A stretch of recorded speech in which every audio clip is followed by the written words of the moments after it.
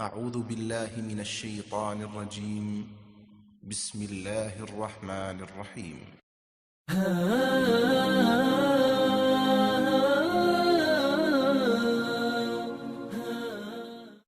إن الحمد لله نحمده ونستعينه ونستغفره ونعوذ بالله من شرور أنفسنا ومن سيئات أعمالنا. من يهده الله فلا مضل له ومن يضلل فلا هادي له، وأشهد أن لا إله إلا الله وأشهد أن محمدا عبده ورسوله. يا أيها الذين آمنوا اتقوا الله حق تقاته ولا تموتن إلا وأنتم مسلمون. يا أيها الناس اتقوا ربكم الذي خلقكم من نفس واحدة وخلق منها زوجها وبث منهما رجالا كثيرا ونساء، واتقوا الله الذي تساءلون به والأرحام،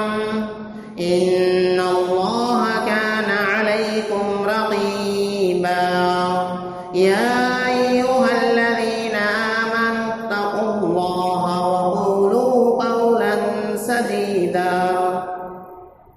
يصلح لكم أعمالكم ويغفر لكم ذنوبكم، ومن يطع الله ورسوله فقد فاز فوزا عظيما. أما بعد، فإن خير الحديث كتاب الله، وخير الهدي هدي محمد صلى الله عليه وسلم، وشر الأمور محدثاتها، وكل محدثة بدعة، وكل بدعة ضلالة، وكل ضلالة في النار. فقد قال الله تبارك وتعالى في القرآن المجيد والفرقان الحميد: فأعوذ بالله السميع العليم من الشيطان الرجيم، وأن المساجد لله فلا تدعوا مع الله أحدا. حاضرین جمعہ، دینی و ملی بھائیوں، بزرگوں، علماء کرام اور ملت کی ماؤں اور بہنوں،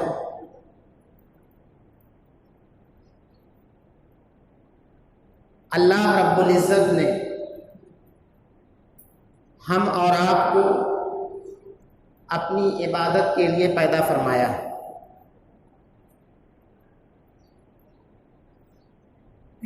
جس عبادت میں ہر نوجوان، عاقل و بالغ، مرد و عورت، سب سے اللہ رب العزت نے جس عبادت کا دن و رات میں 5 دفعہ تقاضا کیا ہے وہ نماز ہے، اور اس اہم عبادت کی ادائیگی کے لیے یوں تو سابقہ امتوں کو یہ اجازت نہیں تھی کہ کہیں بھی وہ اس عبادت کو انجام دیں۔ ان کے لیے ضروری تھا کہ وہ اپنی عبادت گاہوں میں، اپنی گرجا گھروں میں، اپنی کنیساؤں میں اپنے رب کے سامنے سربہ سجود ہوں۔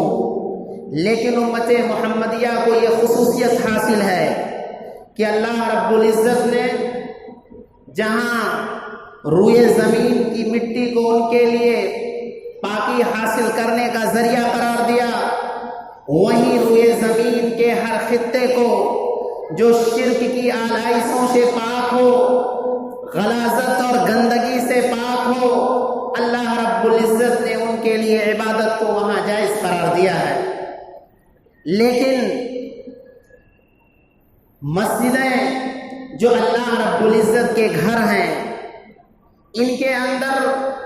5 وقتہ نمازوں کو باجماعت ادا کرنا اللہ رب العزت نے مسلمانوں پر ضروری قرار دیا ہے۔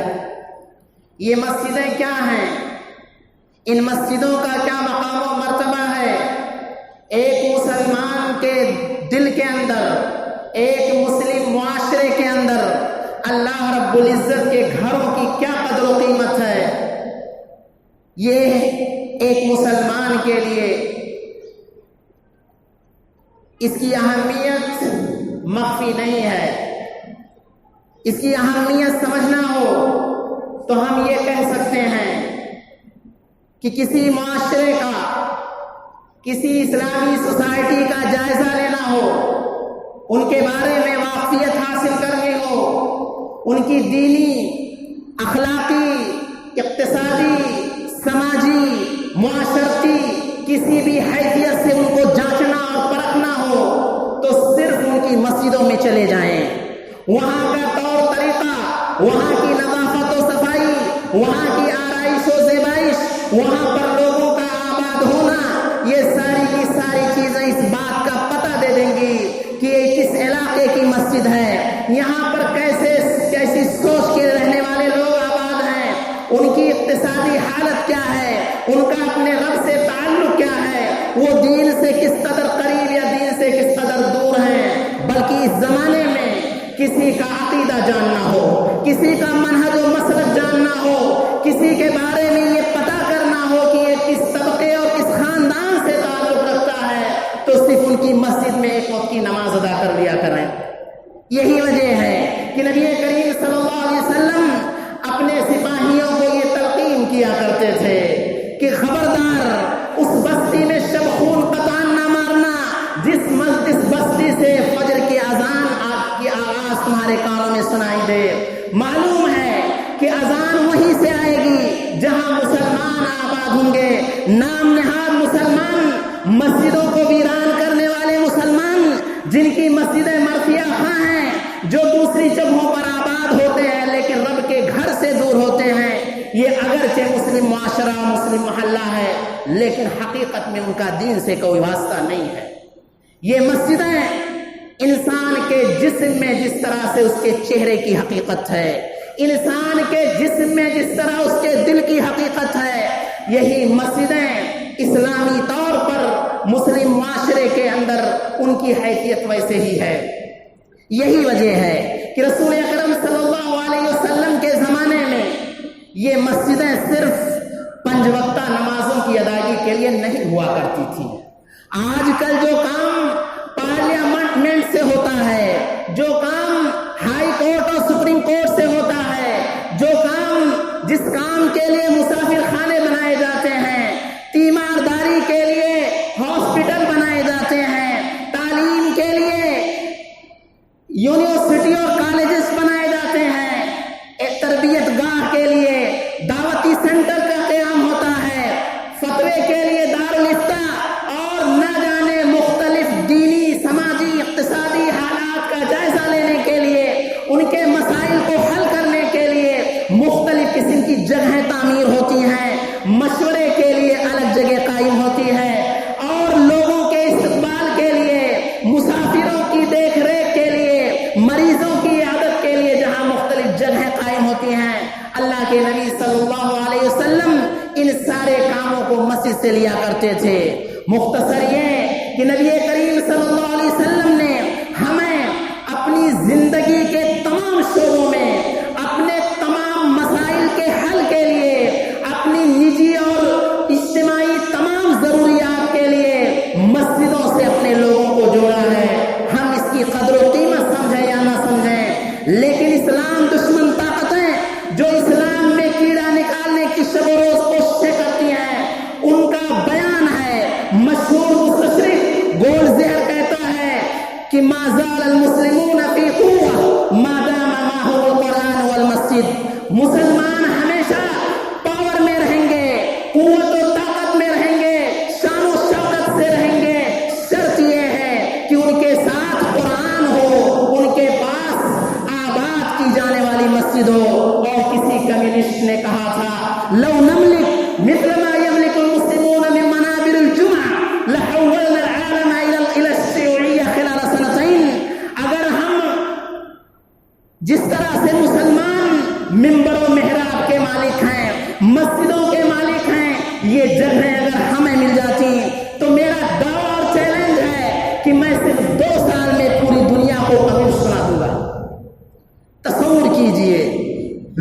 کو ہماری مسجدوں کے تئیں احساس ہے، ان کی قدر و قیمت کو اس انداز میں سمجھتے ہیں، لیکن ہم مسجدوں کو کیا سمجھتے ہیں؟ ہمارے نبی نے ان مسجدوں کو کیا درجہ دیا ہے؟ یہ مکمل دین کے ترجمان ہیں۔ اسلامی تعلیمات کا فروغ یہی سے ہوتا ہے۔ اسلامی بھائی چارہ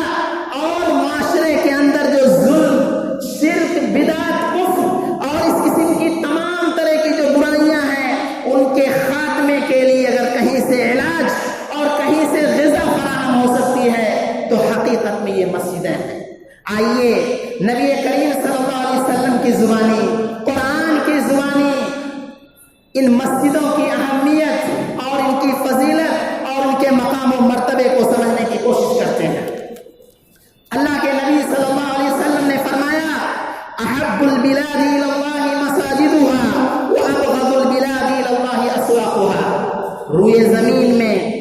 جتنی بھی جگہیں ہو سکتی ہیں، اللہ رب العزت کے نزدیک سب سے پسندیدہ، سب سے محبوب اور سب سے افضل اگر کوئی جگہ ہو سکتی ہے تو وہ اللہ رب العزت کے گھر ہیں، جن میں سر فہرست مسجد حرام، پھر مسجد نبوی، پھر مسجد اقصی اور اس کے بعد دنیا کے اندر موجود ساری مسجدیں۔ اور اگر کوئی بدترین جگہ ہو سکتی ہے، بری جگہ ہو سکتی ہے تو یہ مارکیٹ و بازار ہے، جہاں پر لوگوں کی بھیڑ ہمیشہ نظر آتی ہے۔ اسی طرح سے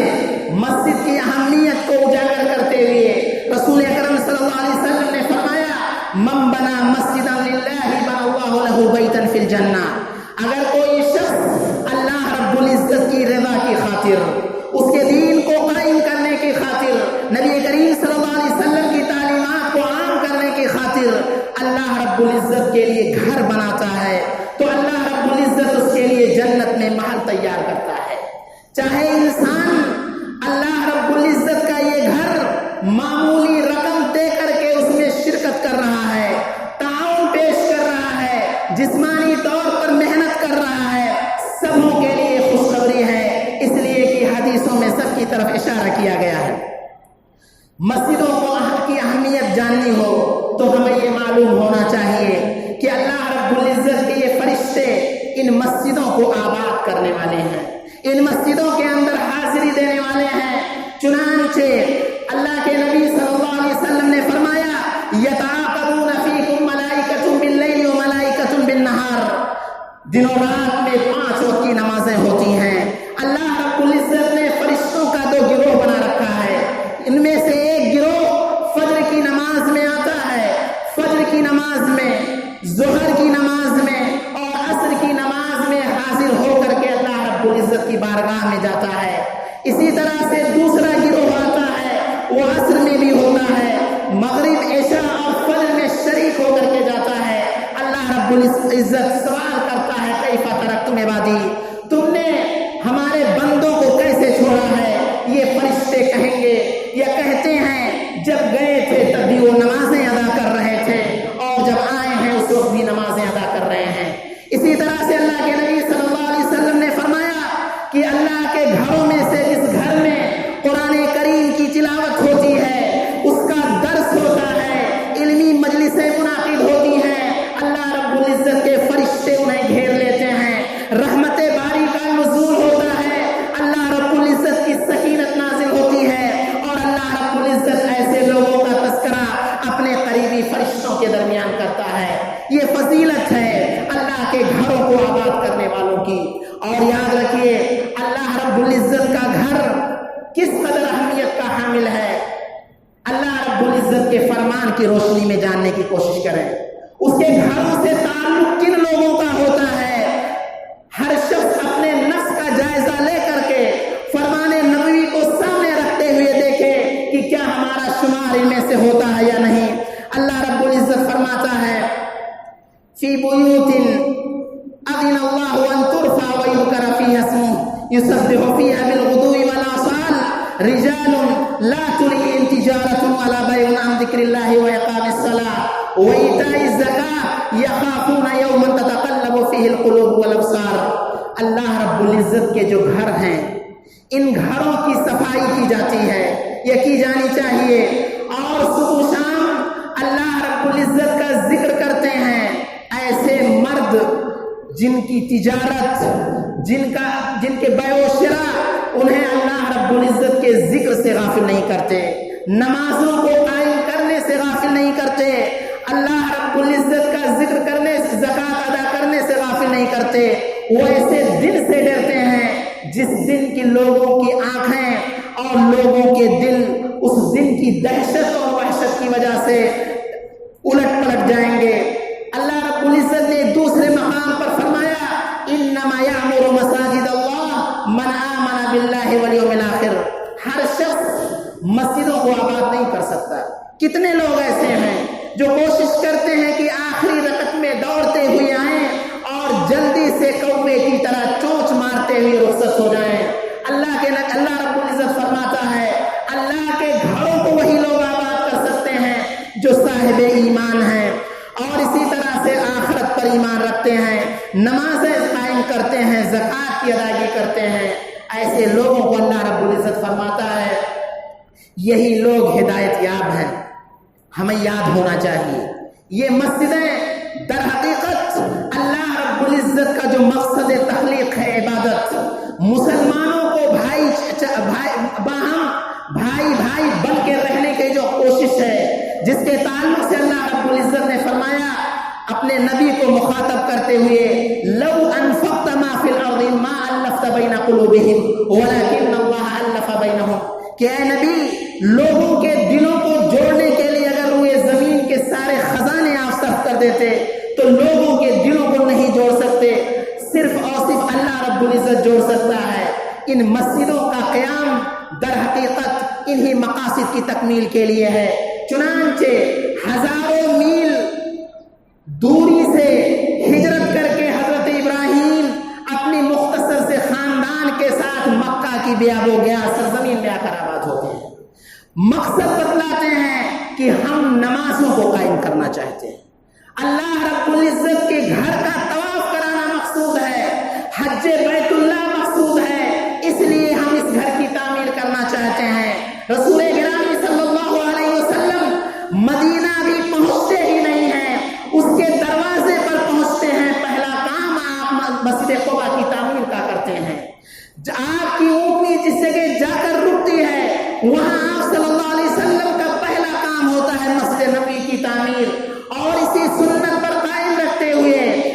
کوفہ فتح ہوتا ہے، بصرہ فتح ہوتا ہے، شام اور مصر کو مسلمان فتح کرتے ہیں، اور مسلم فاتحین کا سب سے پہلا کام یہ ہوتا ہے وہاں مسجدیں تعمیر کرتے ہیں اور اس کے پاس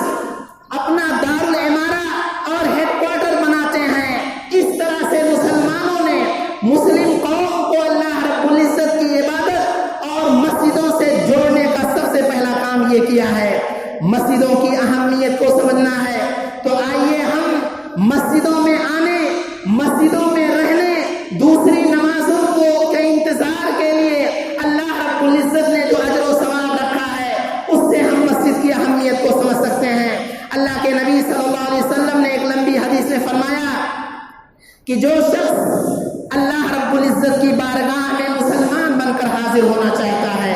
تو اسے چاہیے کہ نمازوں کی پابندی کرے جس وقت کی اذان دی جاتی ہے۔ پھر آگے فرمایا وَلَوْ أَنَّكُمْ صَلَّيْتُمْ فِي بُيُوتِكُمْ كَمَا يُصَلِّي هَذَا الْمُتَخَلِّفُ فِي بَيْتِهِ لَتَرَكْتُمْ سُنَّةَ نَبِيِّكُمْ، اگر تم نے نمازوں کو مسجدوں میں چھوڑ کر کے گھروں میں ادا کرنا شروع کیا جس طرح سے یہ فلاں شخص کر رہا ہے تو تم نے اپنے نبی کی سنت کو چھوڑ دی، اور نبی کی سنت چھوڑنے کا انجام یہ ہوگا کہ تم گمراہ ہو جاؤ گے۔ تصور کیجئے ہم ایک مسلم آبادی میں رہتے ہیں، ایک بڑی اچھی خاصی تعداد مسلمانوں کی ہے کہ ہر 4 بلڈنگوں کے پاس ایک مسجد بنائی جائے تو شاید وہ مسجد النمازیوں کے لیے ناکافی ہو،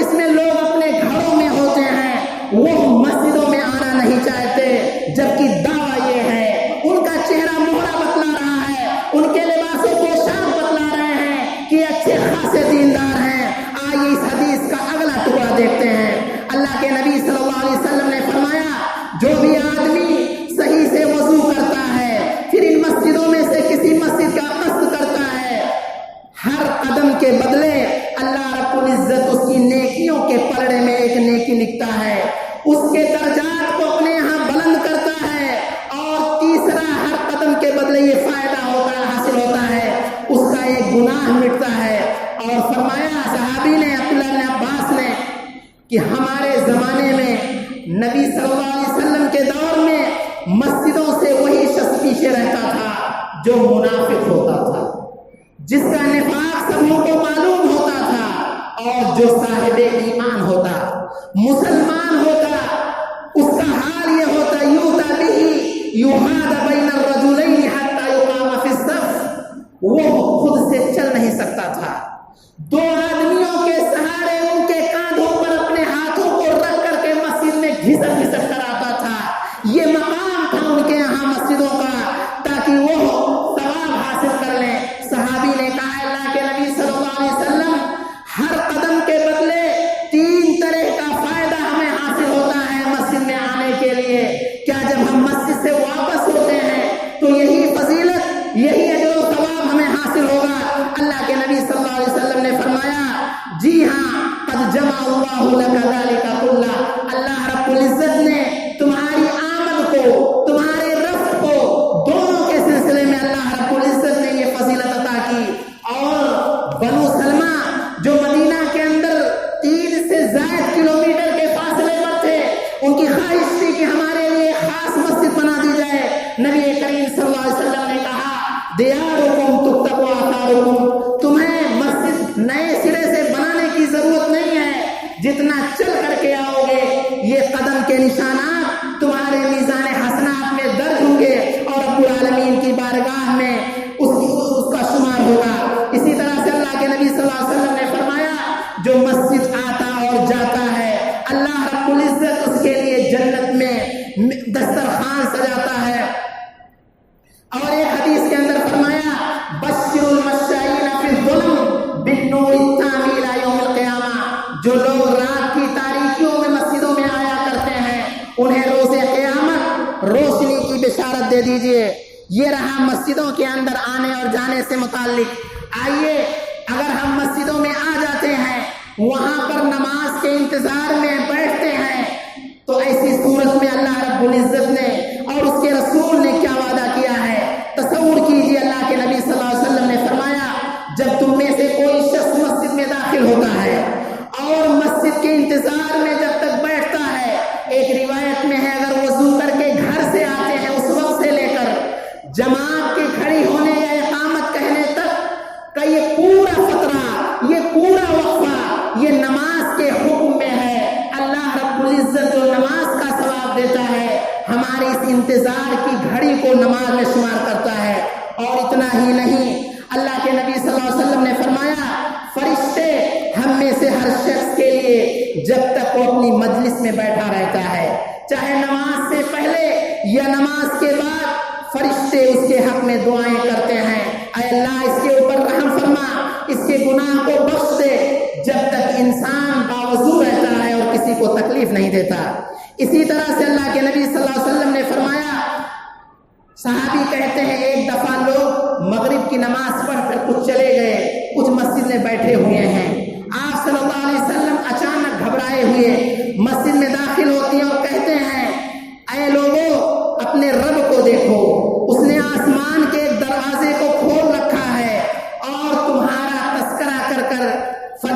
کرتے ہوئے فرشتوں میں فخر کر رہا ہے، اور کہتا ہے انظر الی عبادی قد قضوا فریضۃ وهم ينتظرون اخرى، میرے ان بندوں کو دیکھو مغرب کی نماز پڑھ کر فارغ ہیں، بیٹھے ہوئے ہیں دوسری نماز کے انتظار میں۔ اسی طرح سے ایک اور حدیث کے اندر فرمایا کہ جو شخص مسجدوں میں آنے کا التزام کرتا ہے، برابر آتا رہتا ہے، اللہ رب العزت اس سے اس انداز میں خوش ہوتا ہے جس طرح سے کسی کا قریبی شخص غائب ہو جائے اور غائب ہونے کے بعد جب ملتا ہے تو اسے خوشی لاحق ہوتی ہے۔ ایک اور حدیث کے اندر اللہ کے نبی صلی اللہ علیہ وسلم نے فرمایا جو شخص فجر کی نماز با جماعت پڑھتا ہے اور مسجد میں بیٹھا رہتا ہے، سورج کے نکلنے کے وقت تلاوت کرتا ہے، ذکر و اذکار کرتا ہے، اور جب سورج نکل جاتا ہے اس کے بعد 2 رکعت چاشت کی نماز پڑھ کر کے رخصت ہوتا ہے، اللہ کے نبی صلی اللہ علیہ وسلم نے فرماتے ہیں کہ ایسے شخص کو ایک حج اور عمرے کا ثواب ملتا ہے۔ یہ فضیلتیں ہیں مسجدوں کو آباد کرنے اور مسجدوں میں رہنے کی۔ آئیے نبی کریم صلی اللہ علیہ وسلم نے ہمارے ذہن و دماغ میں مسجدوں کا کیسا تصور قائم کیا ہے، کیا آداب سکھلائے ہیں، وہ کون سے کام ہیں جن سے باز رکھنے کا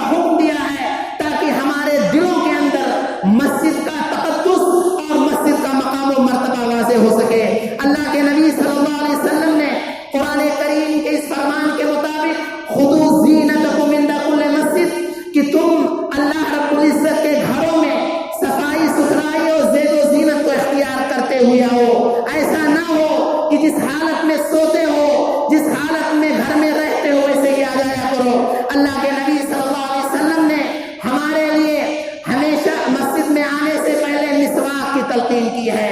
وضو کرنے کا حکم دیا ہے. اگر جمعہ ہے تو وضو کے ساتھ ساتھ غسل کا حکم دیا ہے، خوشبو لگانے کی تعلیم دی ہے، بالوں میں روغن کے استعمال کی تعلیم دی ہے. اور اسی طرح سے اللہ کے نبی صلی اللہ علیہ وسلم نے فرمایا ہے کہ جمعہ کے دن انسان عمدہ لباس پہن کر کے آئے. یہ ان ساری تیاریوں کے بعد جب مسجد میں آتا ہے تو آپ صلی اللہ علیہ وسلم کہتے ہیں پہلا اپنا دایاں پیر داخل کرے، دایاں پیر داخل کرتے ہوئے بسم اللہ کہے، نبی کریم صلی اللہ علیہ وسلم پر درود بھیجے اور یہ دعا کرے، اے اللہ میں تجھ سے تیرے فضل کا متلاشی ہوں، فضل کا طلبگار ہوں. اور اسی طرح سے ایسے ہی جب واپس ہو تو اپنے بائیں قدم کو بڑھائے اور جو دعائیں اور جو باتیں کہیں اس موقع پر کہے اور یہ دعا کرے، اللہم انی اسألک من فضلک. اسی طرح سے مسجد میں آ کر کے یوں ہی نہ بیٹھ جایا کرے، مسجد میں آ کر کے مسجد کا یہ حق ہے، اس کی عظمت کا یہ تقاضا ہے کہ 2 رکعت تحیۃ المسجد ادا کر لیا کریں. اور اسی طرح سے مسجد کے اندر اللہ کے نبی صلی اللہ علیہ وسلم نے ہمارے لیے ان چیزوں سے روکا ہے جس سے اس کا تقدس پامال ہو. مثلا اللہ کے نبی صلی اللہ علیہ وسلم نے ہمیں یہ حکم دیا ہے کہ ہم مسجدوں کے اندر اپنی آوازیں بلند نہ کریں. یہ بازار نہیں ہے، اللہ رب العزت کا گھر ہے، یہ متقیوں کی آماج گاہ ہے، یہ فرشتوں کی قیام گاہ ہے. لہذا اس کے تقدس کا بحال رکھتے ہوئے ہمیں اپنی آوازیں بلند نہیں کرنی چاہیے. حضرت عمر بن خطاب رضی اللہ تعالیٰ عنہ کے زمانے میں 2 بچے مسجد میں شور کر رہے تھے، انہیں بلایا اور ان سے پوچھا کہاں کے ہو. جب پتا چلا مدینہ کے باہر کے ہیں تو انہوں نے کہا اگر تم مدینہ کے ہوتے تو تمہاری پٹائی کرتا، تم مسجد نبوی میں شور مچا رہے ہو. اسی طرح سے اللہ کے نبی صلی اللہ علیہ وسلم نے کچی پیاز اور لہسن کھا کر مسجد میں آنے سے منع کیا ہے تاکہ مسجد کے مصلیوں اور فرشتوں کو تکلیف نہ ہو. گردنیں پھلاڑنے سے آپ نے منع کیا، گمشدہ چیزوں کو تلاش کرنے اس کا اعلان کرنے سے منع کیا ہے اور بد دعا کی اللہ تعالیٰ واپس نہ کرے. بیع و شراء جو بازار میں ہونا چاہیے یہاں اگر کوئی کرتا ہے تو اللہ کے نبی صلی اللہ علیہ وسلم نے منع کیا اور کہا اللہ تعالیٰ اس کی تجارت میں برکت نہ ادا کرے. مسجدوں میں مشاعرہ کرنے سے منع کیا. اللہ کے نبی صلی اللہ علیہ وسلم نے حائضہ، نفسا اور اسی طرح سے جنبیوں کے لیے مسجد کے دروازے کو بند کرنے کی بات کہی. مسجد کو کھیل تماشا بنانے سے روکا ہے، مسجدوں کے اندر تھوکنے سے روکا ہے. افسوس کی بات ہے، تھوکنا تو دور کی بات ہے، بہت سارے لوگ اگر پیاز لہسن کھا کر نہیں آ سکتے تو پھر سگریٹ اور اس قسم کی منشیات کا استعمال کر کے مسجد میں کیسے آ سکتے ہیں؟ اور آنا تو دور کی بات ہے، بعض بد تہذیب مسجد میں آ کر کے تھوک کر کے مسجد کو گندا کرتے ہیں. اسی طرح سے اللہ کے نبی صلی اللہ علیہ وسلم نے حدوں کی تنفیذ کرنے سے مسجدوں کو روکا ہے کیونکہ اس سے مسجد کا تقدس پامال ہوگا. یہ اور اس قسم کی بے شمار تعلیمات ہیں، بے شمار آداب ہیں، بے شمار نصوص ہیں جو مسجدوں کی اہمیت اور مسجدوں کی افادیت کو واضح کرتے ہیں. لیکن افسوس کی بات ہے کہ ہم نے جہاں بہت سارے مقامات پر ظلم و زیادتی کی ہے، ہم نے مسجدوں پر ظلم کرنا نہیں چھوڑا. ہمارے ظلم کی ایک واضح مثال یہ ہے کہ معاشرے کی نصف آبادی جنہیں خواتین کہتے ہیں، ہم نے ان کے لیے مسجدوں کے دروازے کو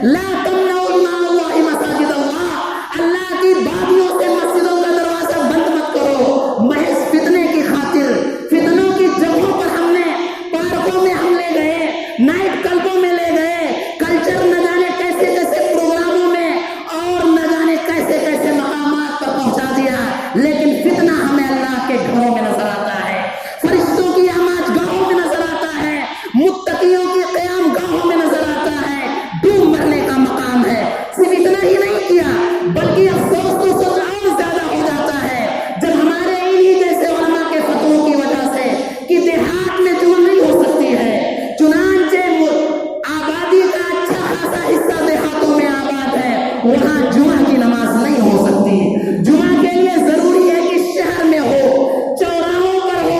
اور اہم ایسے مقامات پر ہو جنہیں شہر کہتے ہیں۔ تصور کیجئے لوگوں نے تو یہ سمجھ رکھا ہے کہ جمعہ میں حاضر ہونا مسلمان ہونے کی دلیل ہے، ہم نے جمعہ کا سلسلہ منقطع کر دیا، آخر ہم انہیں ملحد نہیں بنا رہے ہیں تو کیا بنا رہے ہیں، انہیں دین سے دور نہیں کر رہے ہیں تو پھر اور کیا کر رہے ہیں۔ صرف اتنا ہی نہیں کیا بلکہ اس فتوے میں تو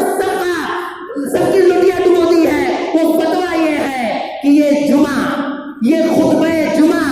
جس سے لوگوں کو دین کی باتیں معلوم ہوتی ہیں، یہ ضروری قرار دے دیا ہے کہ چاہے کوئی اردو جاننے والا ہو یا عربی، انگریزی جاننے والا ہو یا فارسی، سبھی کے لیے ضروری ہے کہ مکمل خطبہ عربی زبان میں ہونا چاہیے۔ جس عربی زبان میں وہ کچھ نہیں سمجھ سکتے، اس کا نقصان یہ ہے کہ ڈر ہے اللہ رب العزت کی اس وعید کی ہم شکار نہ ہو۔ ومن اظلم ممن منع مساجد اللہ ان یذکر فیہ اسمہ، ومن اظلم ممن منع مساجد اللہ، اس شخص سے بڑھ کر ظالم کون ہو سکتا ہے جو لوگوں کو اللہ کے گھروں سے دور کرے اور وسعی فی خرابہا، اور اس کے ویران کرنے کی کوشش میں ہو۔ ویرانی اور مسجدوں پہ ظلم سے مسجدوں کو گرا کر کے، مسجدوں کو مسمار کر کے نہیں ہو سکتا۔ اگر ہم نے یہ اعمال انجام دیے ہیں، یہ فتوے دیے ہیں، تو یاد رکھیے آج جو بہت ساری مسجدوں پہ تالے لگے ہوئے ہیں، بہت ساری مسجدیں جانوروں کی آماج گاہ اور استبل بن چکے ہیں، بہت ساری مسجدوں کے مسئلے کورٹ اور کچہری میں پڑے ہوئے ہیں۔ حقیقت یہ ہے یہ اللہ رب العزت سے دوری، دین سے دوری، اسلامی تعلیمات سے دوری اور ان غلط فتووں پہ عمل کرنے کا نتیجہ ہے۔ اس لیے ضرورت اس بات کی ہے کہ ہم اپنی مسجدوں کو حنفی نہ بنائیں، مالکی نہ بنائیں، شافعی اور حنبلی نہ بنائیں، تبلیغی اور بریلوی نہ بنائیں، بلکہ یہ مسجد اللہ کا گھر ہے۔ وَأَنَّ الْمَسَاجِدَ لِلَّهِ فَلَا تَدْعُوا مَعَ اللَّهِ أَحَدًا، جن لوگوں کی حکومت ان کے گھروں میں نہیں چلتی ہے، وہ مسجدوں میں آ کر کے وہاں کے امام و مؤذن پر اپنی حکومت جماتے ہیں، چند پیسے دے کر مسجدوں میں قبضے کی ناجائز کوشش کرتے ہیں، اور مسجدوں کے اندر شرک بدعت اور نہ جانے کیسے کیسے خرافات کرتے ہیں۔ رب کہتا ہے یہاں آپ کی حکومت نہیں چلے گی۔ وَأَنَّ الْمَسَاجِدَ لِلَّهِ، یہ مسجدیں اللہ کے لیے ہیں، یہاں شرک کی گندگی بھی نہیں رہے گی، کفر کی گندگی بھی نہیں رہے گی، اور دیگر میل و کچیل نہیں ہوں گے۔ یہاں صرف اور صرف فَلَا تَدْعُوا مَعَ اللَّهِ أَحَدًا، اللہ کے ساتھ کسی کو نہیں پکارا جا سکتا، صرف اسی کی عبادت کی جا سکتی ہے۔ وقت زیادہ ہو گیا، اللہ رب العزت سے دعا ہے کہ الہ العالمین تو ہمارے دلوں میں مسجد کے مقام و مرتبے کو واضح کر دے مولا۔ الہ العالمین تو ہمیں مسجد کے تقدس کو سمجھنے کی توفیق عطا فرما۔ الہ العالمین تو ہمارے علماء، عوام اور تمام لوگوں کو یہ توفیق دے کہ وہ اپنی خواتین کو مسجدوں میں بھی لائیں، عیدگاہوں میں بھی لائیں، دینی مجلسوں میں بھی لائیں، تاکہ دین سیکھ کر کے وہ اپنی